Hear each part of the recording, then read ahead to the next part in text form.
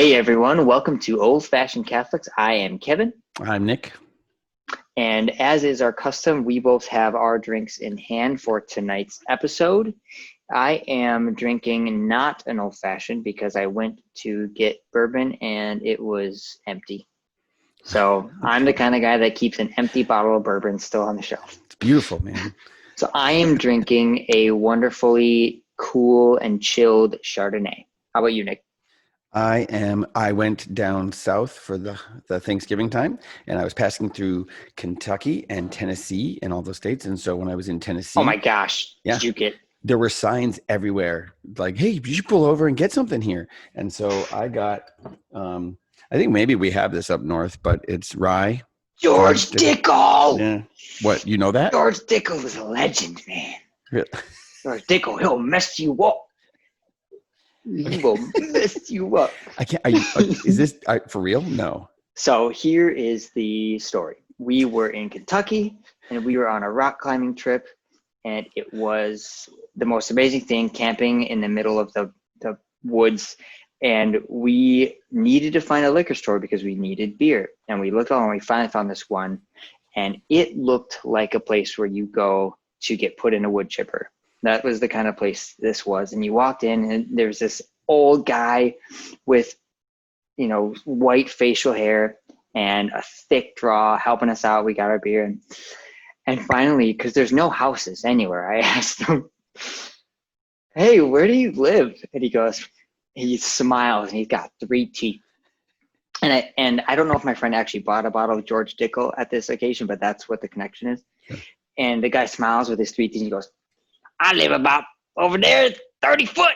And then he laughed. And we all just died laughing because his house was attached to his liquor store. That's awesome.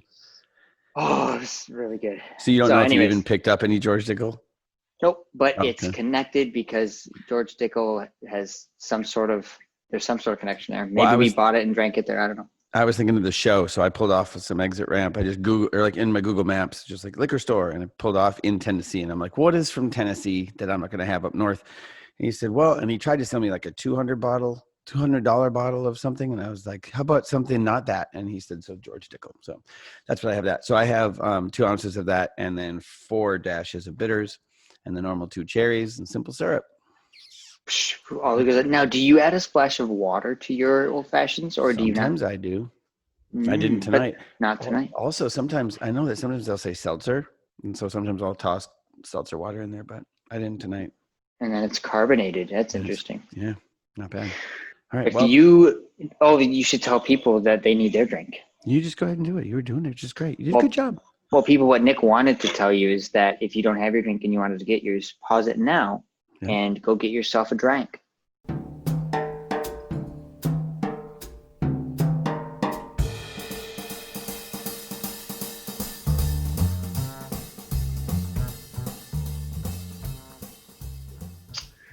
All right, now that everybody's lips are wetted, what do you want to talk about tonight? We don't have a guest to spice things up, so we got to spice it up ourselves. It's just us. It's like in a relationship when, like, after a while, like, there's nobody around to chat with. What are we going to talk about? Just kind of an old hat. Soup, I guess. No, I don't know. We both just sit here playing on our phones and not talk to each other, like a good old married couple should. This would be an awesome podcast. Oh, man. Actually, people watching right now are probably doing the same thing. So, and odds are, I meant to encourage people. Hey, look at me. Eyes up. Sorry. I'm getting all kinds of likes to this non-live recorded event. It's blowing up, man. As I'm watching, it's blowing up. Oh gosh, 3 views. We haven't even published it. I was going to encourage at some point people, I listen to everything on double speed or at least 1.75 on YouTube. We actually sound a lot better at 1.75, and I think we still get the likes and the views. So I have not even tried speeding us up yet. Oh, really? Yeah. Father Mike texted the other day. He's like, you guys sound good at, I think he said at double speed, but yeah. And that could have been an underhanded slam because he's so good at that. But yeah, that was him saying, like, I just love how you guys will say just anything. I just like how you'll just wear anything. What is Yeah, that? I don't know what that's from. It's John Mulaney. It's John Mulaney. yes, He's talking about Ocean's 8, like the girl version, yes. and he was saying how they get all catty and they're like picking Oh. the safe. I love how you'll just wear anything.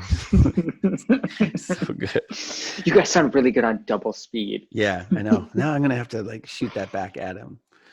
And actually, the pitch meeting, whoever that guy is that does the pitch meetings on Yeah, YouTube. Ryan George. Yeah, you were the one who told me to speed it up, and I found that my favorite speed for him is 1.25. Okay. Like 1.25, I just really enjoy it. I'm at 1.5. Although I will sometimes.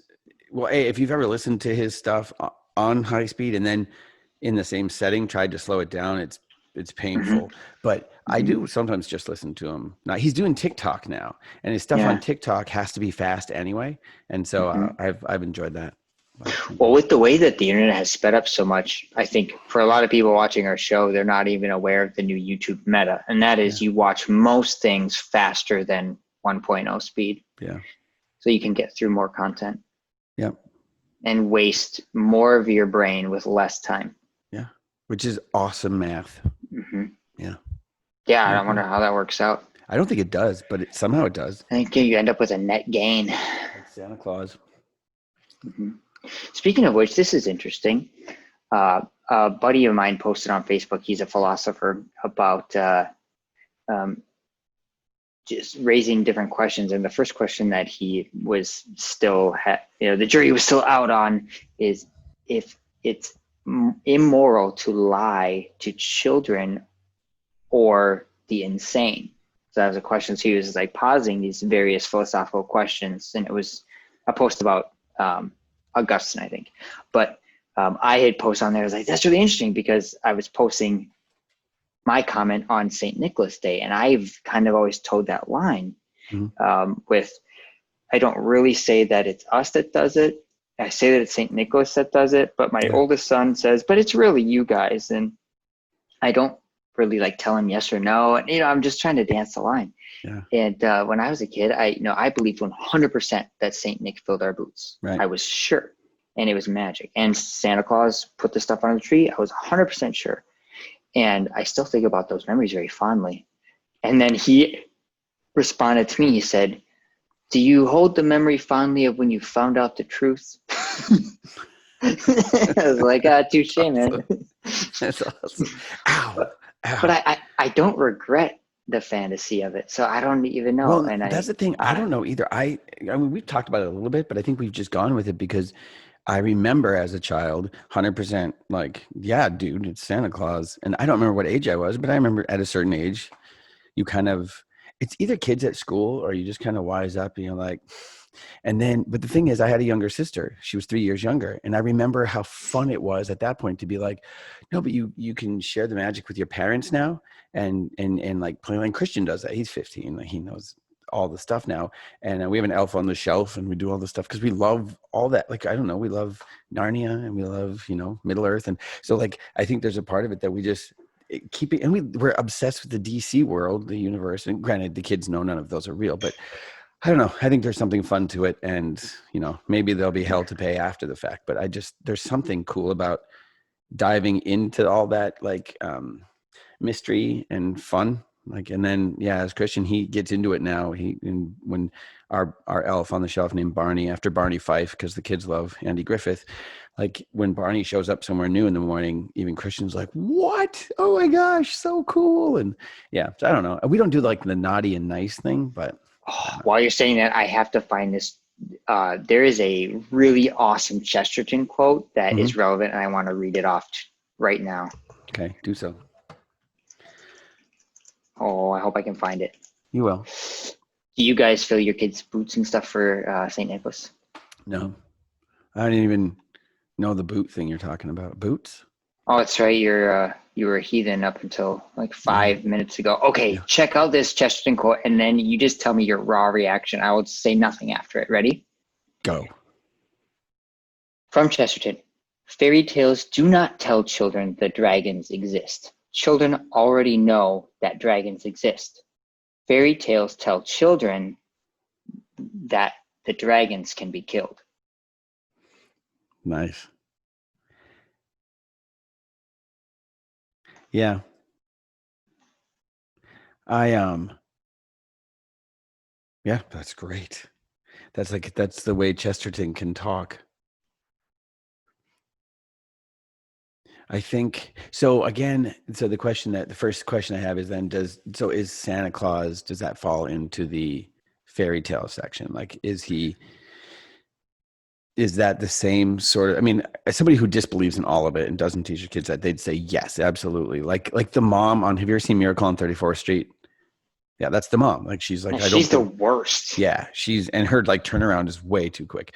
But we just watched it with the kids the other day. But like, I think it's like that. Like somebody who is like, yeah, it's all lies. You're just lying to your children. Okay, then probably it's all the same. But I wonder if, I mean, obviously, because we watched the Veggie Tales Saint Nicholas thing with them the other day, and like the backstory. And then also, I don't know if you've watched the Christmas Chronicles. Have you seen those?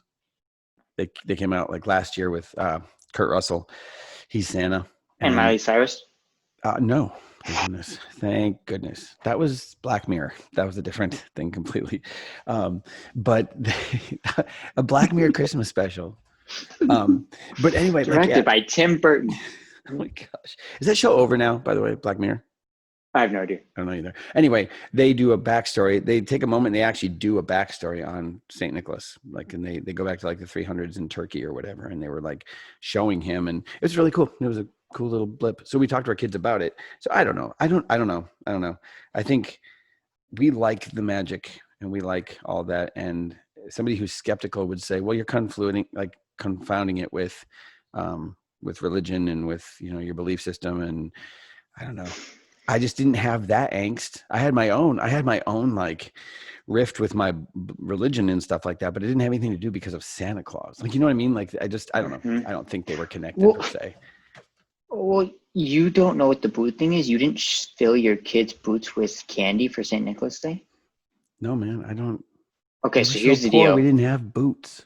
So you missed it this year. So you hopefully are alive still next year to do this. But you, on December 5th, after all the kids go to bed, you put out one shoe or boot, or you have the kids do it before they go to bed. That's the best way to do it. They line them up. And when they're in bed, you fill their boots with chocolate Human gold teeth. coins. Oh, coins. Got it. Yeah, all the teeth you saved from Yeah. the tooth fairy So in that drawer. they have to put their foot in, and whatever teeth stick to their feet. I get it. Yep. Yeah, old pregnancy tests, like anything that's in that junk drawer. Mom, what is this? What is that? Surprise! Open it up. Oh my gosh. So yeah, the chocolate gold coins, candy. We always put a piece of fruit because that's what my parents did. You had a piece of fruit too, like a pomegranate or an orange or something. Something Asian. And then something holy, like a holy card, something like that. But Saint Nicholas comes on the night of before his feast, and when they wake up in the morning, they get to feast. And you're going to do it next year. This year we did it, and my kids were so excited the night before. They woke up at like 5 on his feast day. I think I told you that. And I just they all piled on me, and I'd go away. And then they all came back when all of their candy was gone at like 6. Chocolate. They ate everything. They even ate some of mine. Hey, can we have more? Empty. Yeah. Awesome. Like, oh man, I gave you too much. That's awesome. No, I had no clue. I didn't know anything about that. And we always talk about St. Nicholas Day because it's my name, Nicholas. So and this year, our elf on the shelf, I was going to call it our house elf, but that's Harry Potter. But our elf on the shelf had a Happy St. Nicholas Day sign when he was hanging from his grappling hook. I think the Boots chocolate fruit would be better. You had you said your own stuff with religion. You mentioned that. Yeah. Which is Yeah. that. Yeah. Well, I just didn't have anything to, like, I had a atheist period or whatever, but it didn't have anything to do with, like, my parents taught me about Santa Claus. So what's the farthest you ever ran away from God, or what's the farthest you ever felt from God or him from you? Yeah, well, it would be that. So yeah, it'd be that.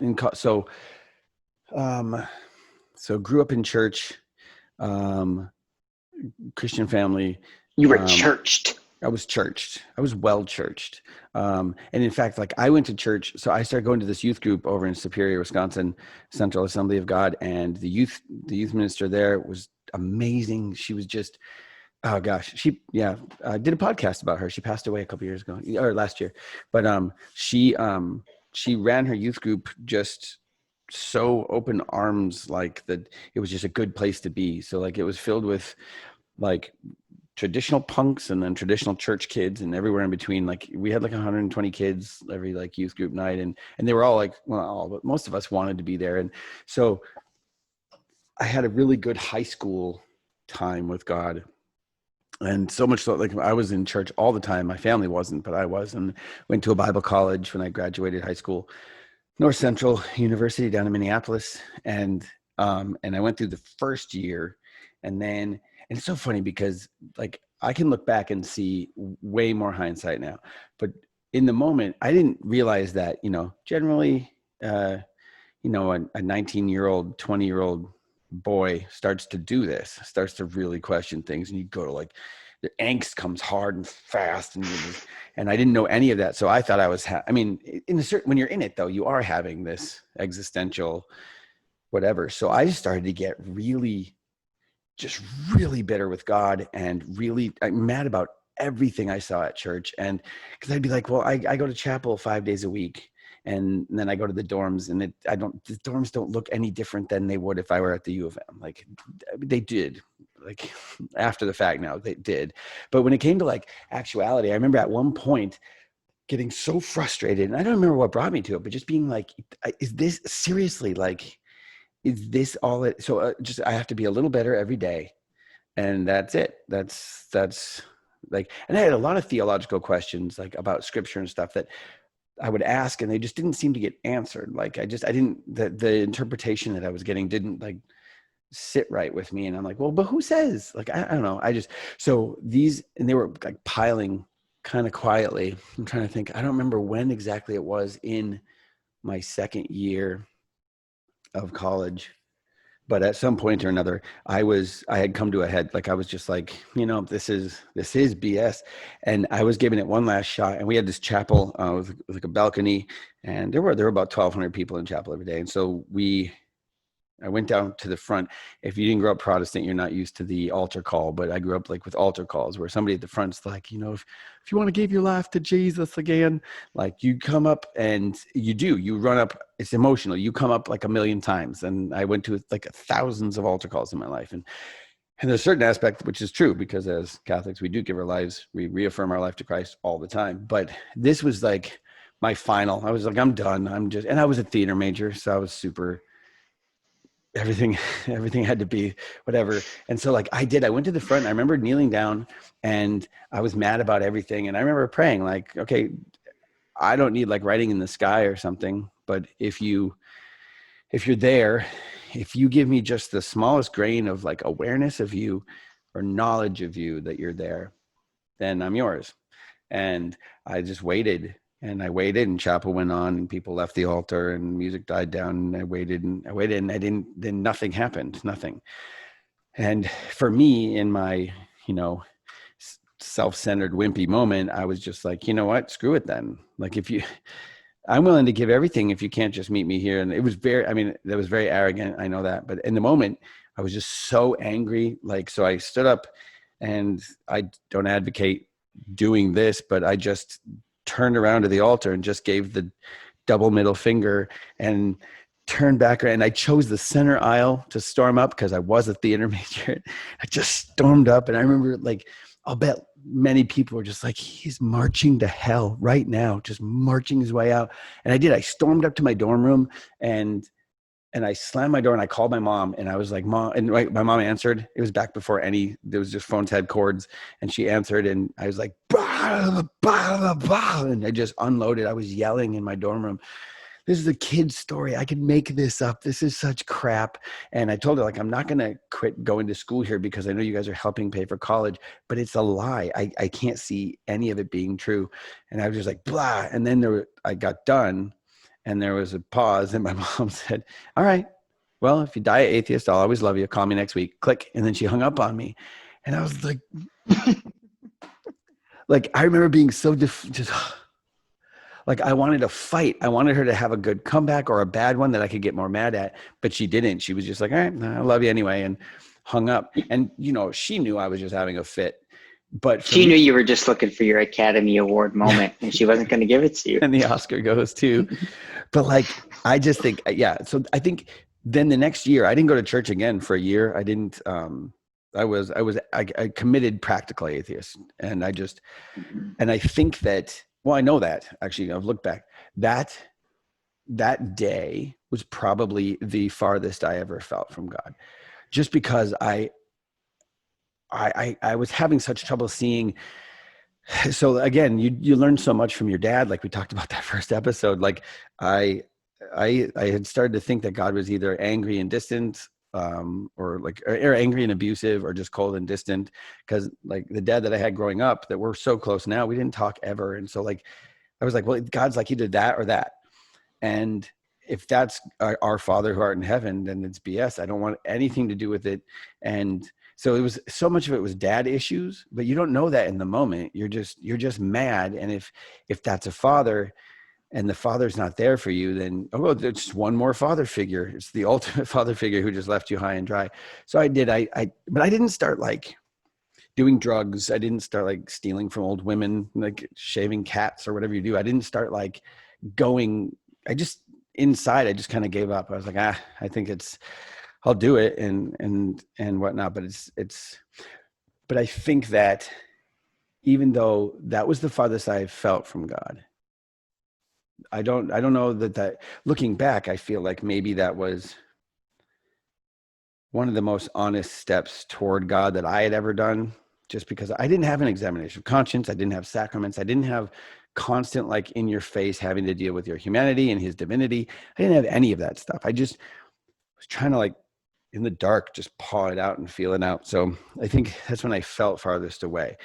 In a certain sense, I feel like it was like stripping away what I saw as like trappings and maybe empty religion, which I don't think I ever picked up again, which is funny, to become a Catholic then, to become the most organized religion on earth or whatever, but it's not the same. I don't think I ever picked any of that burden up again. I don't know if that makes sense. Yeah, and you said it was this your freshman year? No, sophomore into Okay. junior. Okay. Yeah, somewhere in there. Oh man. And were you dating your wife at that time as well? Went through all that? And It's funny because she would know better the timeline. Yes, we had met. I think it was around the same time. I think they overlapped a little bit, because I remember being angsty and whatnot, and her being okay with me, which was really nice. Yeah, but I don't remember exactly when it happened, because I know I did go to church with her, and so, but it had to have been an overlap, because I did. Yeah, I don't remember the exact date. I should find that out. But yeah, and I think, yeah, and I did. I started to go to church again, and then I kind of realized a lot of that. At one point I realized on campus, like, there was more of the aha moment. I don't get a lot of those, but I had a moment where I was like, oh, I think God was like, you've been thinking of me as in some way in the image of your dad's, and that's a falsehood. So why don't you skip the middleman for a while, and why don't you just figure out our relationship, and we can move from there. And I think after that year, though, there's something like true, like in Asian things, they always have that, like that hand thing, like centered type thing. You should know, because you're Asian. that's how I sleep. Yeah, you're born that way. But like, I think there's something like a center that hasn't ever since even remotely faltered. It was like a solidity that, I mean, all the stuff that we've gone through, Jason and I, and tough times and whatnot, nothing has ever come close to that since. So that would have probably been the farthest I felt away. I don't know. Nice. How about you?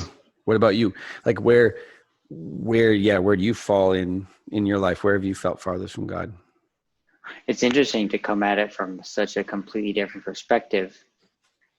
Having grown up going to confession regularly, and that's not even most Catholics that are in that situation, but I went to confession at least every month all throughout grade school and middle school and high school. And then in high school, you know, I was going probably every weekend. I went on my own. Once I got my license, I was going.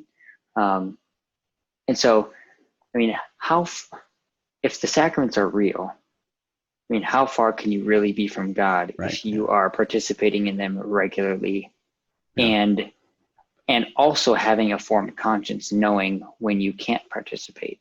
I mean, I think there's a difference there. I think there are people who receive the sacraments unknowingly, or especially Eucharist, when you shouldn't. But I think, if it's kind of hard, to be really that far from God if you're going to say, I'm going to keep coming back to the means of physical grace that he has given me.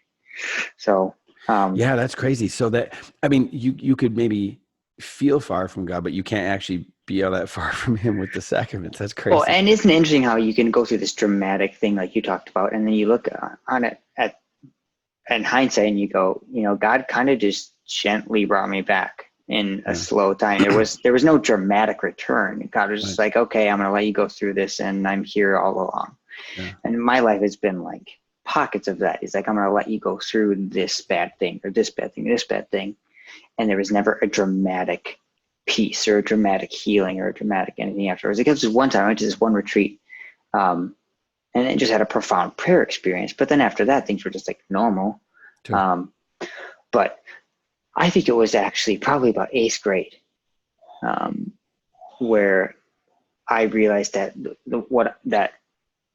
and this is probably the most dangerous type of Christian to be, where it's like, I know God's there, I know forgiveness is there whenever I want it or need it, and it's there down the road, so I'm just going to do what I want and live how I want. Yeah. So that's what I did. I'm just going to do what I want. And I wasn't worried about, God's anger. I wasn't worried about, the fact that I was just living sinfully, like selfishly, like there's a selfishness to it. But I think, after a couple years of that, somewhere like around the middle of high school, I got to the point where I realized, like, I'm doing everything I want to be doing. I am not concerned with God so much. He's just kind of out there. And I'm Catholic, so I'm just kind of going through the motions, but he's just kind of out there. But yet, I am increasingly discontent over time. Not dramatically discontent, but just increasingly discontent. Where it's like, I've realized that relationships that are supposed to be the most important to me, I'm at odds with. Like, I'm fighting and sneaking behind my parents' backs. Okay, this is what age? 16, okay, 15, okay. 16, 14, 15, 16. And still going to church and everything, but just... Every week. And still going to confession. Sure. Every month. And, confessing all the things that I wasn't really... I mean, I was sorry for them in the moment, but I wasn't really sorry. Because there was no reason to be. Like, it didn't feel like it was hurting me. It didn't feel like it was affecting me. There's no feeling of it hurting me or affecting me, other than just the knowledge, like the conscience, the knowledge. Isn't that weird? So then it's weird because that's like a reciprocal. Like, you can feel eternity away from God and not be like, well, even Jesus says to the rich, or to, who was it? You are not far from the kingdom of God. Who does he say that to? Was it Nicodemus? Oh, I don't remember. I know the line though, but I'm Catholic. I don't know where it is in Scripture. It's almost midnight for us, so that's why I can't remember the reference. But you can feel like light years away from him and not be. But you can also not be feeling anything all that bad and be pretty dang far away from him. Pretty far away. Yeah. Which in reality I would. Yeah. Did you see the movie? Joseph Gordon-Levitt, is it Don John? Is that what it's called? Don John. Did you see that? No, I just remember previews for it and thinking, wow, that looks really edgy. I kind of want to watch it at the time. That was, we saw years ago. And he in it, and I can't, again, like the Mark Norman thing. I don't remember the whole movie. I remember parts of it that shouldn't have been in there, but the whole movie is about porn addiction. The guy but he's a Catholic. And so they show him going to they show him in confessional many times in the movie.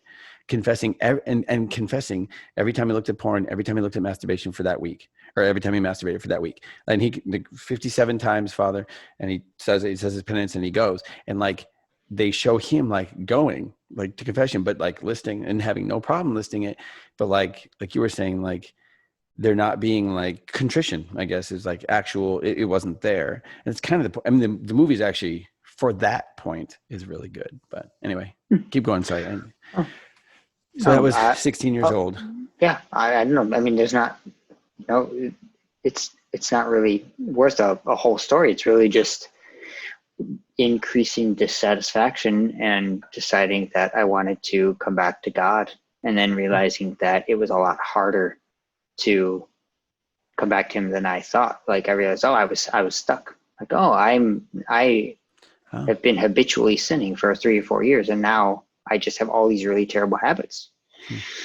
And it took him to break those, and that was the time of my life where I started going to confession every week. And that was humbling. I'm just a punk kid, and that retreat I mentioned, that was a big turning point in just God saying, like, I'm number one in your life now, it and I know it. And it was like a jumping off point. I didn't look back then. And there's been huge bumps along the way, sure. Like I said, these pockets of God allowing really terrible things, allowing me to make really terrible choices, allowing bad things to happen to me in college, beyond. But it's always been just like a very natural progression. It's so weird.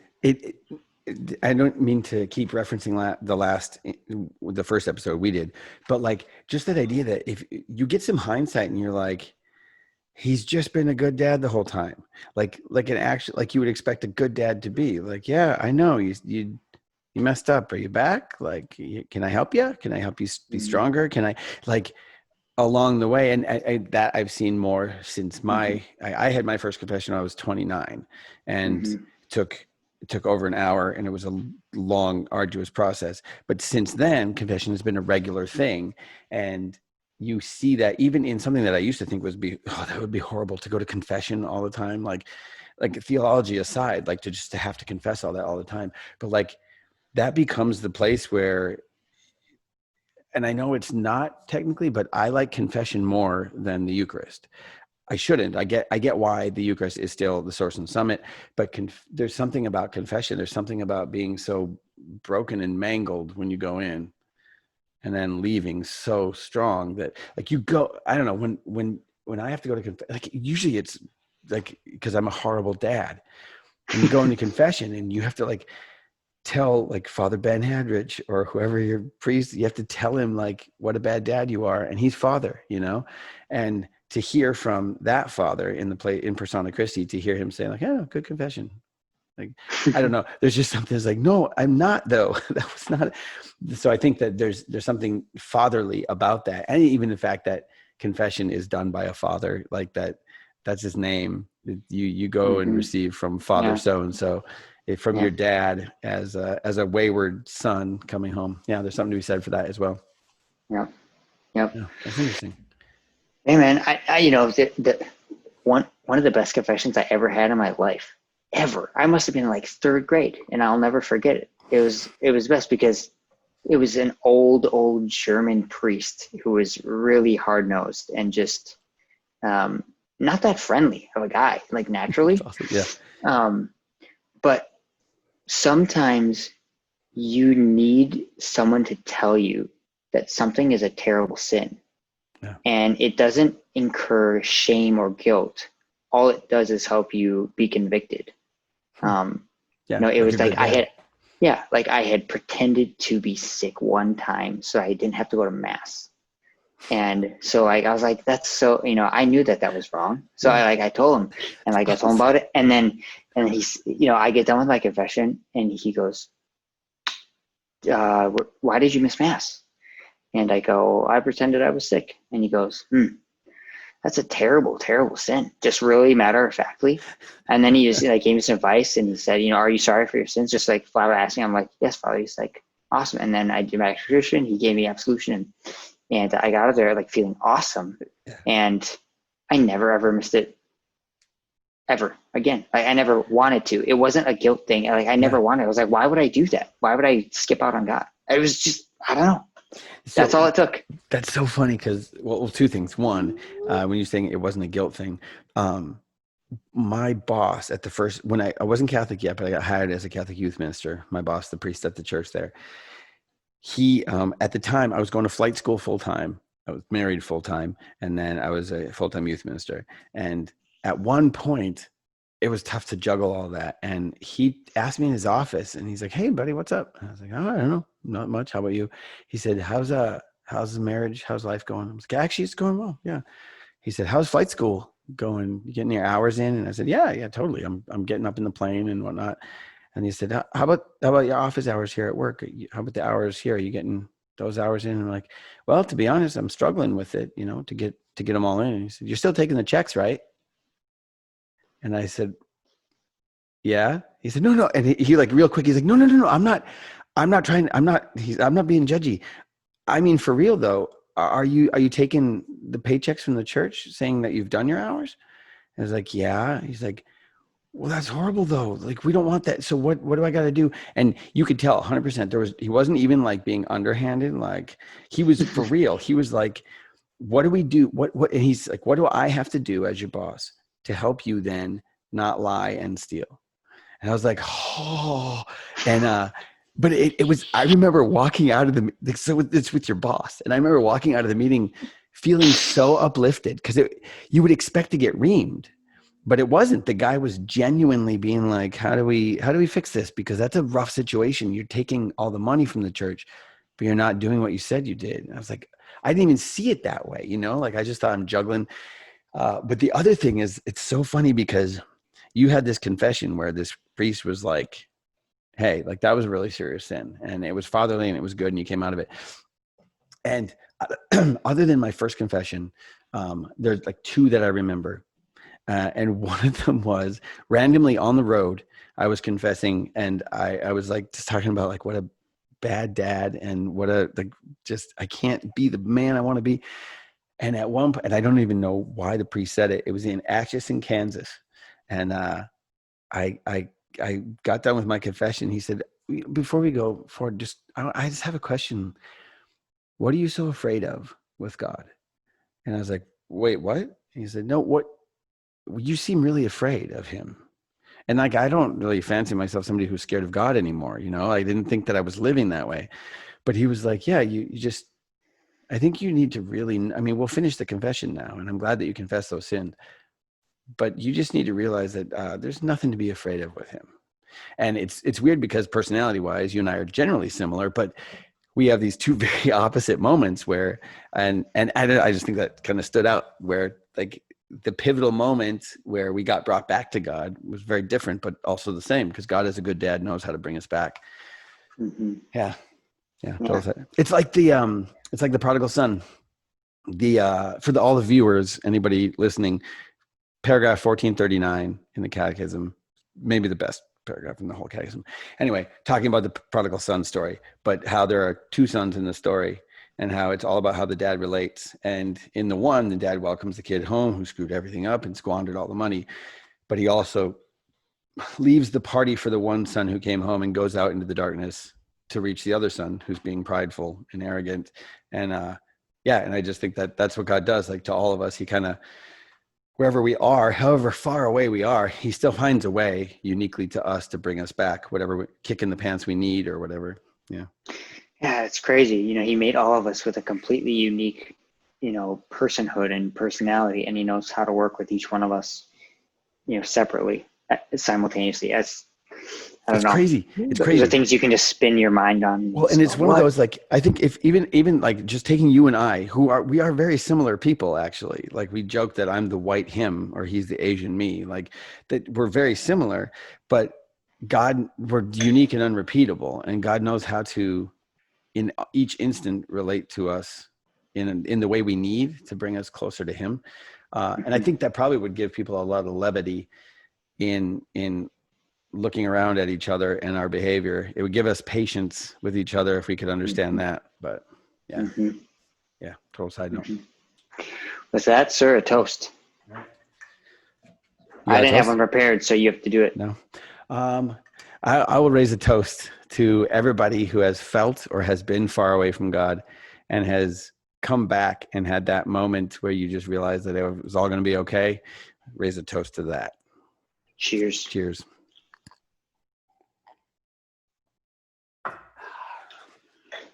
Thanks for tuning in. Make sure to smash that like button. Smash it. Just smash it. Worst phrase ever. I know, and everybody uses it now. Everybody uses it, so that'll be the only time we ever say that again. Oh. And we're going to go to confession for having said it. Yeah, this episode of Old Fashioned Catholics. Check out our other videos and our other interviews with some pretty awesome people. Until next time. See you in a couple weeks.